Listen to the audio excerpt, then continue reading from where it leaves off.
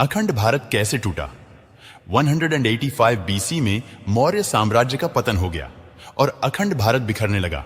इसके बाद शांग, किन, शक, सातवाहन, कुषाण, चोल, पंड्या, चेर जैसे साम्राज्य बनने लगे। अखंड भारत के राज्य अलग अलग साम्राज्य बन गए। राजा एक दूसरे से लैलदेई दिहाने लगे। चोल और पंड्या के कब्जे में रहने वाला श्रीलंका 1310 में इसीलिए अलग होकर ब्रिटिशर्स के कब्जे में आ गया। 870 आई में अफगानिस्तान पर अरब सेनापति यकूब एलिस, फिर मुगल और उनके बाद अंग्रेजों ने कब्जा कर लिया। 26 मई 1876 को रूस और ब्रिटेन के बीच हुई गंडमक संधि के बाद अफगानिस्तान बफर स्टेट बन गया और अखंड भारत से एक और हिस्सा 18 अगस्त 1919 को अलग हो गया।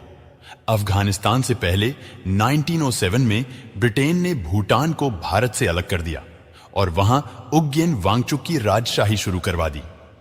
1937 में अंग्रेजों ने भारत से बर्मा को अलग कर दिया। 1947 में पाकिस्तान और बांग्लादेश भारत से अलग हो गए। तब बांग्लादेश पाकिस्तान ही था जिसे भारत ने 1971 की जंग के बाद अलग देश बना दिया था।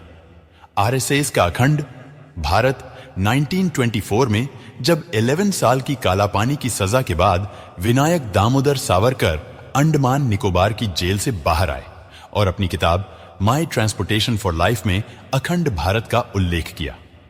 वीर सावरकर की ही अखंड भारत की परिकल्पना को आरएसएस ने अपना अखंड भारत माना।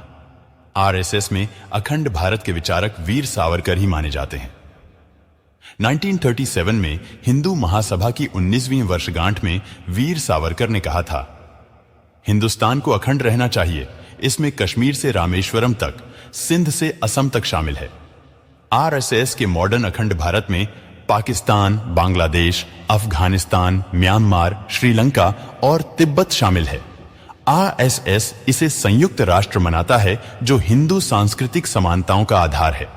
आरएसएस के अखंड भारत के नक्शे में अफगानिस्तान का नाम उपगणस्थान, काबुल का नाम कुभानगर, मुल्तान का नाम मूल स्थान तिब्बत त्रिविष्टम, श्रीलंका सिंघल द्वीप, म्यांमार का नाम ब्रह्मदेश और थाईलैंड का नाम श्याम देश है।